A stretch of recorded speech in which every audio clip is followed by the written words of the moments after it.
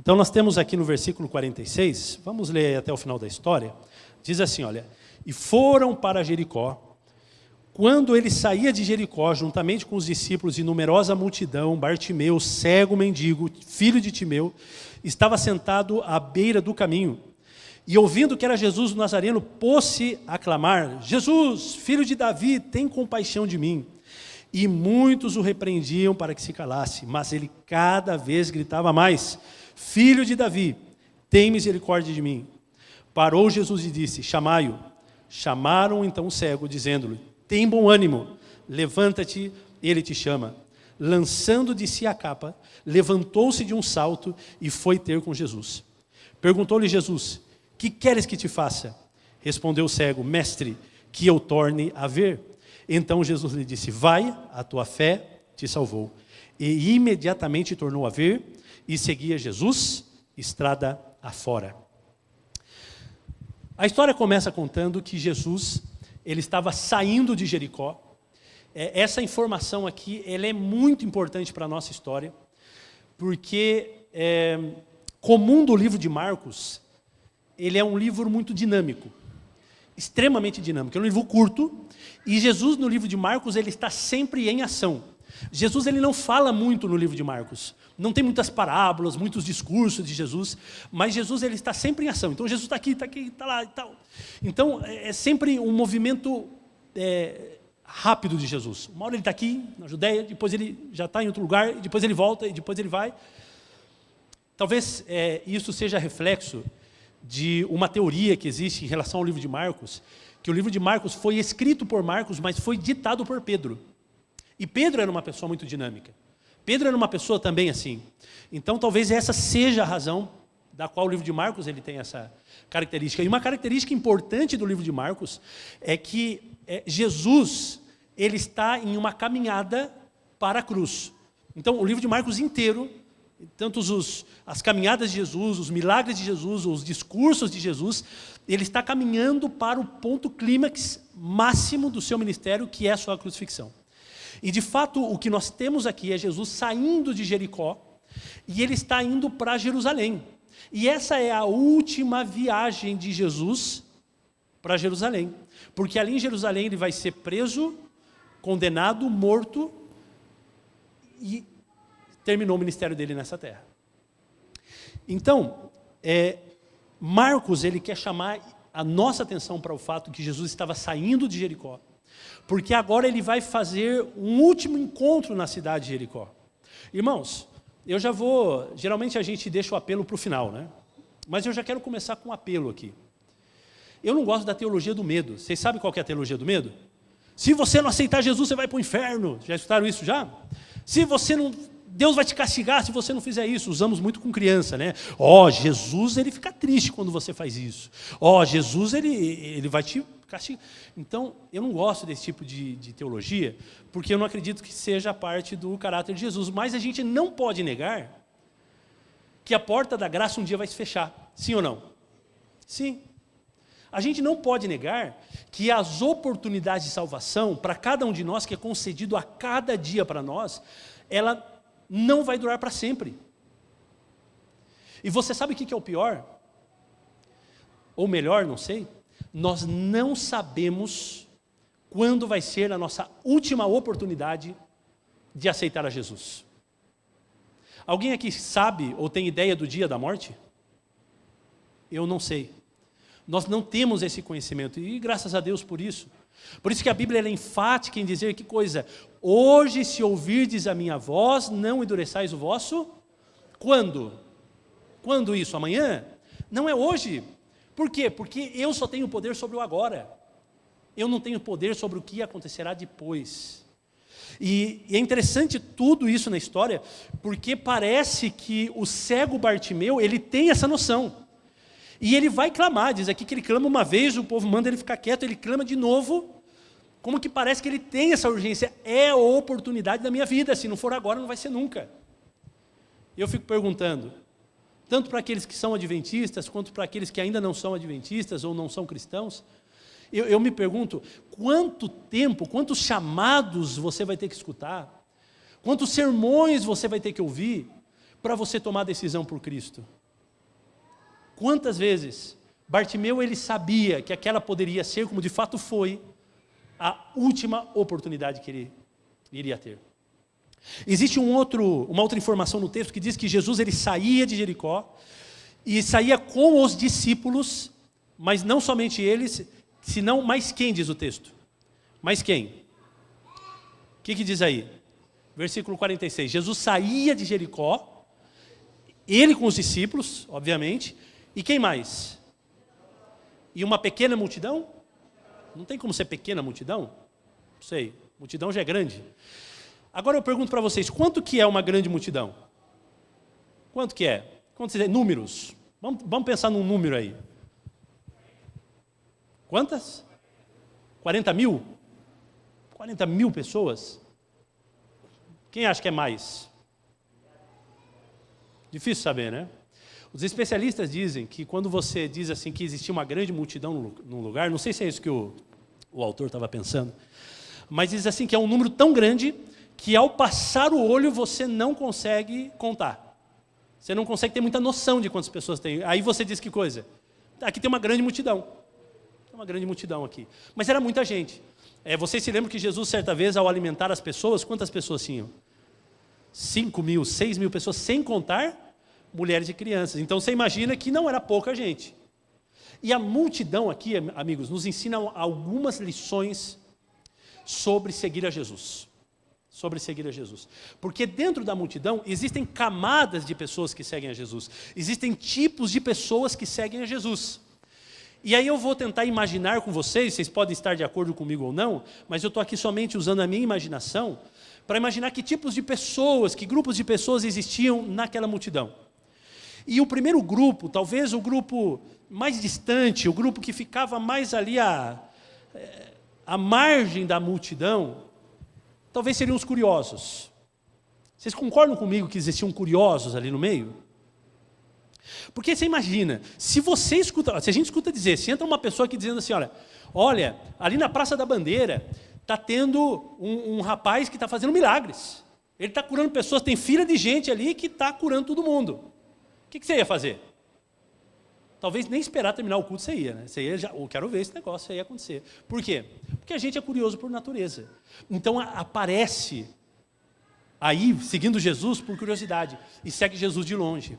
E olha, quer observar, quer ver as coisas acontecendo. Irmãos, talvez vocês um dia não eram cristãos, não eram adventistas, e começaram a seguir Jesus a princípio de longe por curiosidade. Quem que é esse povo aí que guarda o sábado? Quem que é esse povo aí que não come carne de porco?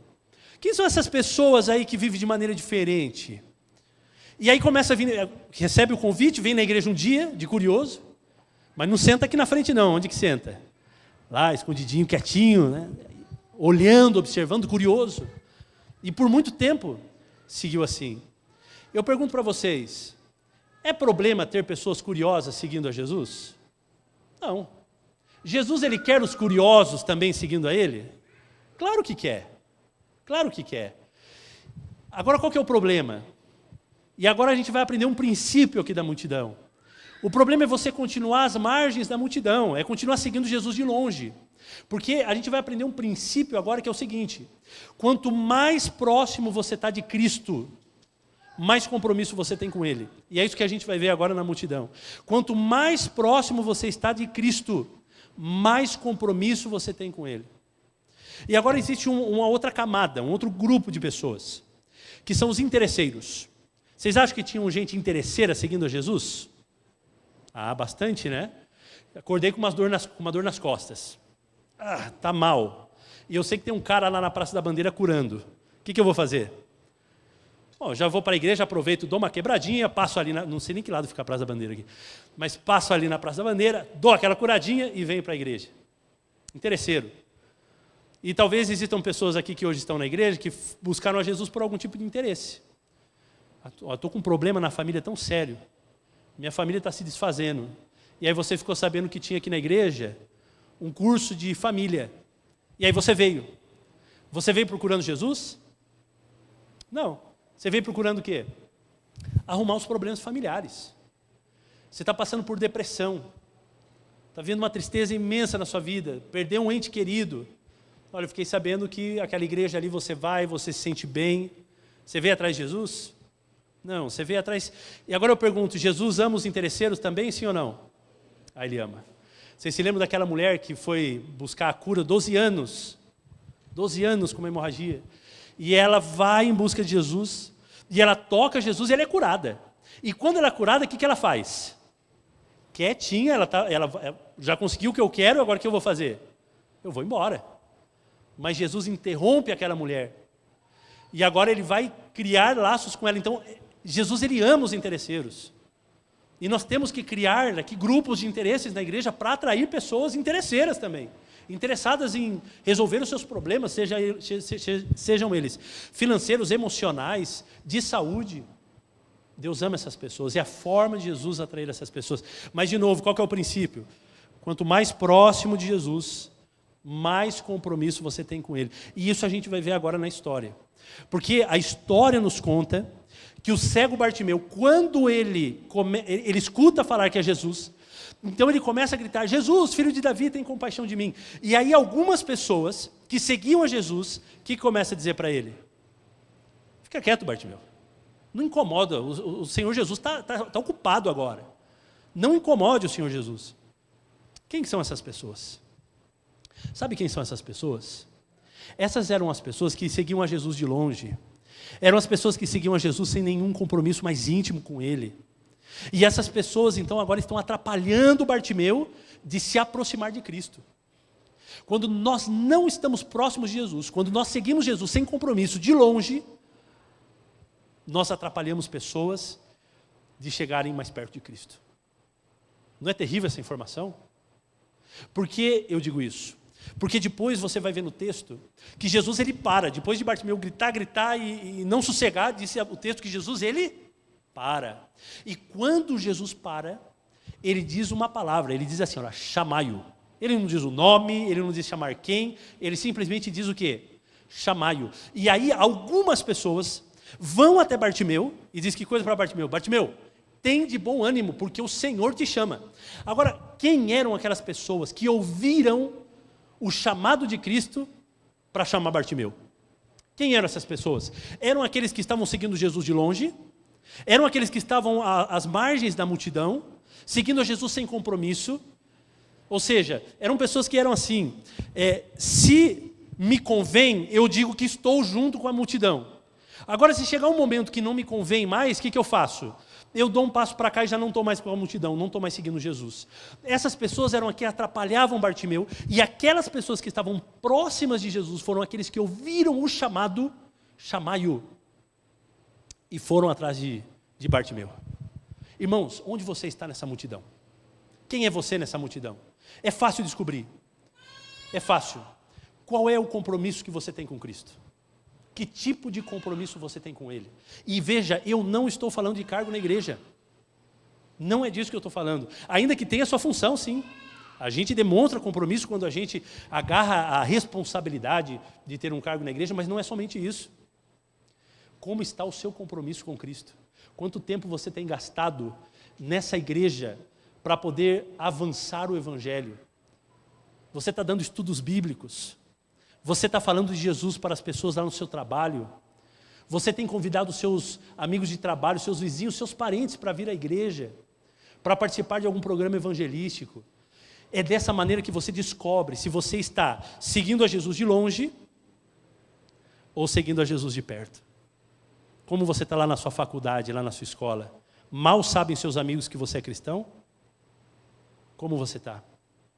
Irmãos, quanto mais próximo de Cristo, mais compromisso com Ele. E isso a gente vê, inclusive, dentro do círculo mais fechado de Jesus. Você tem os 70 discípulos, vocês se lembram dos 70 discípulos que foram enviados a pregar? De 2 em 2? Esses estavam próximos de Jesus.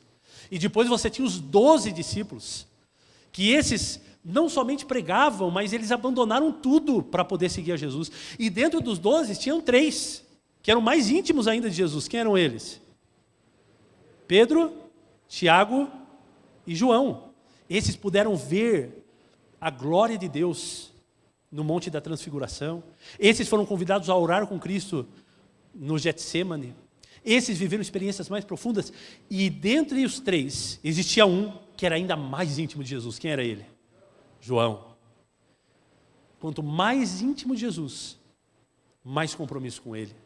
É impossível, amigos, uma pessoa dizer o seguinte: olha, eu estou longe da igreja, mas eu não estou longe de Jesus. Já escutaram isso? Olha, eu não estou indo na igreja, mas estou perto de Jesus, viu? Me custa acreditar, irmãos. Me custa. Ainda que existe uma ponta de possibilidade, mas me custa acreditar. Porque quanto mais íntimo de Cristo, mais compromisso você tem com Ele. Não tem como. É inseparável. Bom, a história continua. Então diz aqui que o Bartimeu ele começa a gritar, e Bartimeu ele usa uma expressão chamada filho de Davi.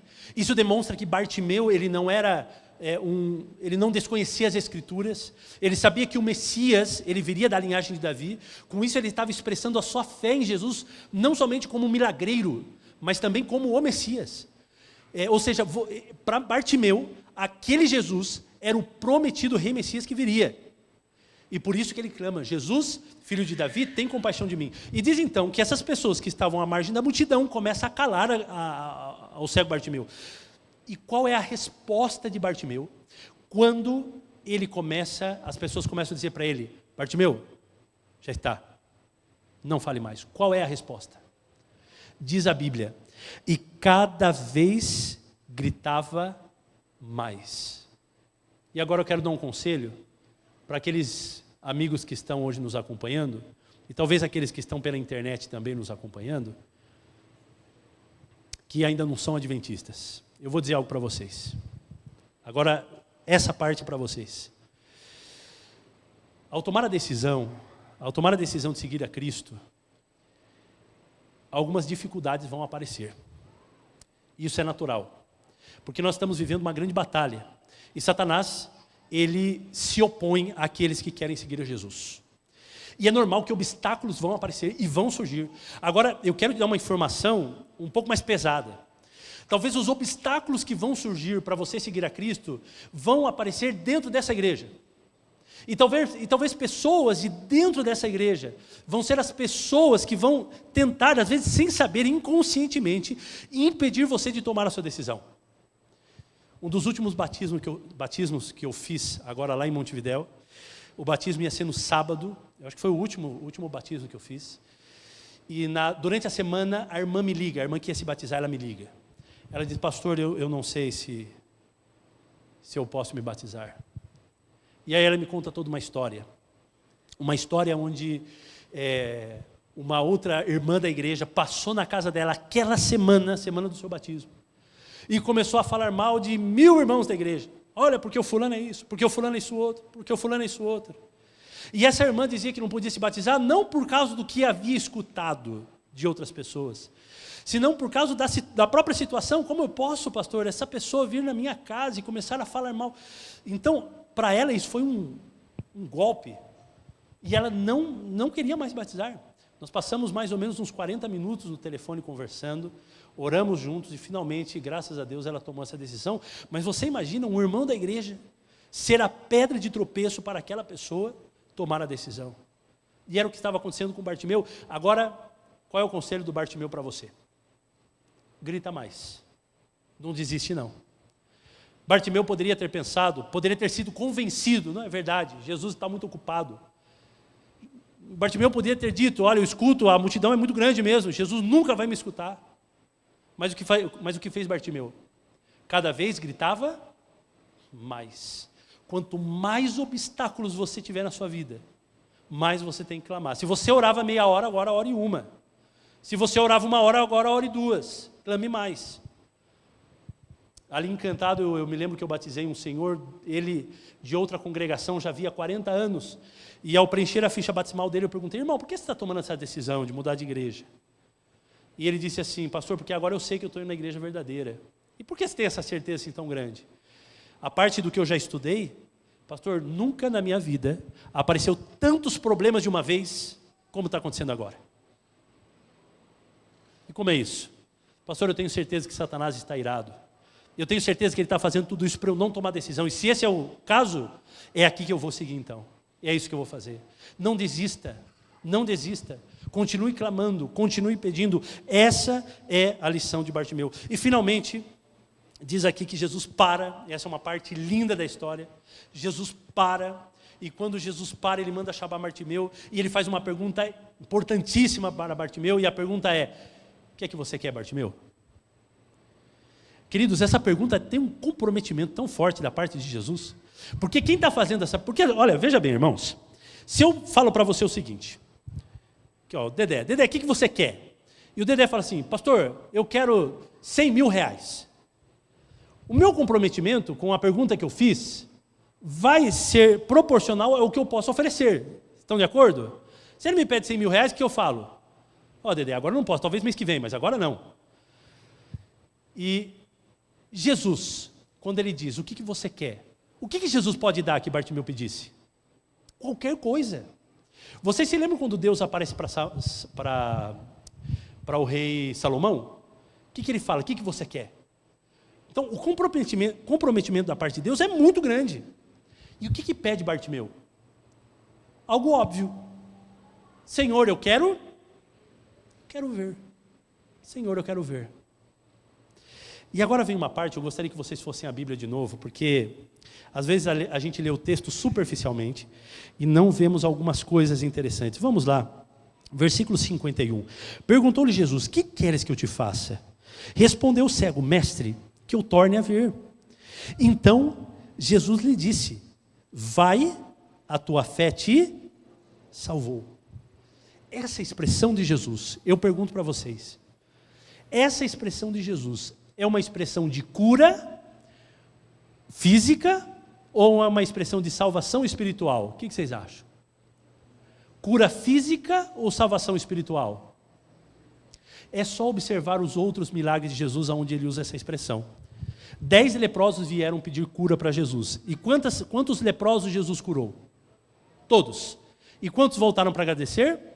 1. E quando esse 1 voltou, Jesus, Ele pergunta: onde estão os outros? Não, Senhor, só eu vim. E aí o que Jesus responde? Vai, porque a tua fé te salvou. Esse homem já tinha sido curado, sim ou não? Já. Então essa expressão, vai que a tua fé te salvou, ela é de cura espiritual ou física? Espiritual. A mulher toca Jesus, sente que foi curada. E Jesus pergunta: quem me tocou? E ela, envergonhada, se levanta: fui eu, Senhor. E aí Jesus diz o que para ela? Vai, porque a tua fé te... Ela já tinha sido curada antes ou depois? Antes. Então essa expressão, amigos, vai porque a tua fé te salvou, ela é uma expressão de cura espiritual. E depois, a Bíblia diz que o homem voltou a ver. Mas o que Jesus deu para ele primeiro? A cura espiritual. Sabe de uma coisa? Muitas vezes nós vamos a Jesus e nós vamos com pedidos limitados a Jesus. O que queres que eu te faça? E nós vamos com nossos pedidos limitados. Senhor, eu preciso de um emprego. Não que não seja importante. Senhor, eu preciso restaurar a minha saúde. Não que seja importante. Mas existe algo muito mais importante que Cristo quer dar para você. O que é? A cura espiritual. A salvação. Irmãos, eu me lembro de uma visita que eu fiz há uns anos atrás a uma senhora muito pobrezinha, uma senhora com problemas de saúde 1000, uma senhora com esposo com problemas com saúde. Ela tinha um filho que tinha problemas mentais já com seus quase 50 anos de idade, também dando muito problema dentro de casa.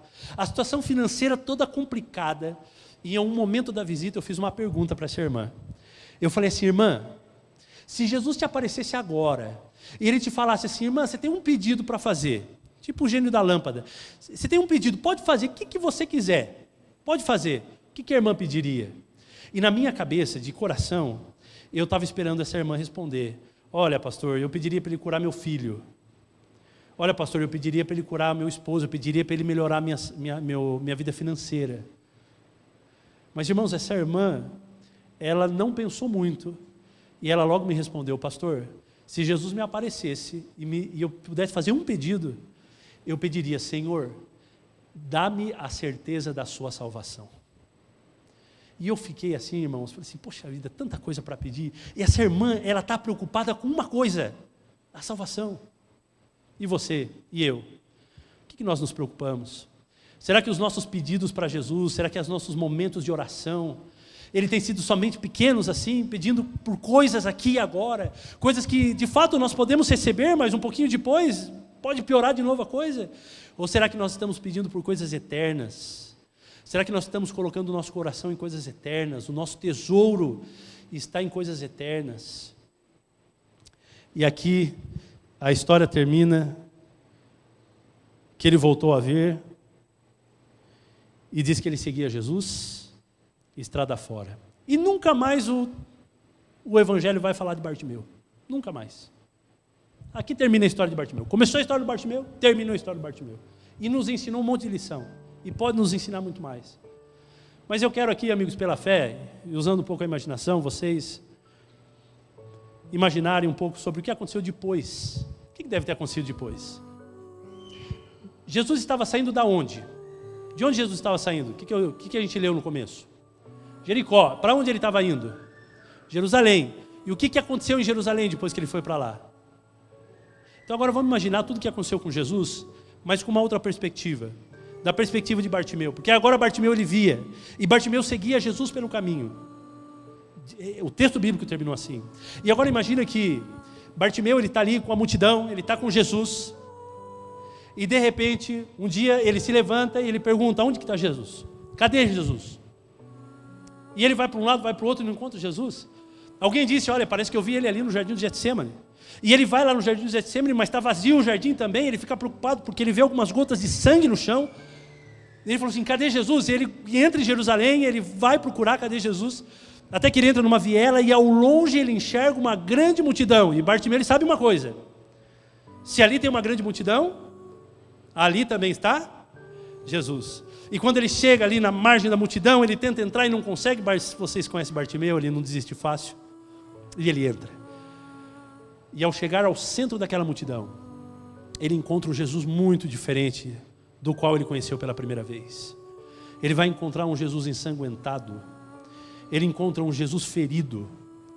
Ele encontra um Jesus machucado, carregando uma pesada cruz e tendo uma coroa de espinho na cabeça. E Bartimeu continua seguindo a Jesus pelo caminho até a cruz.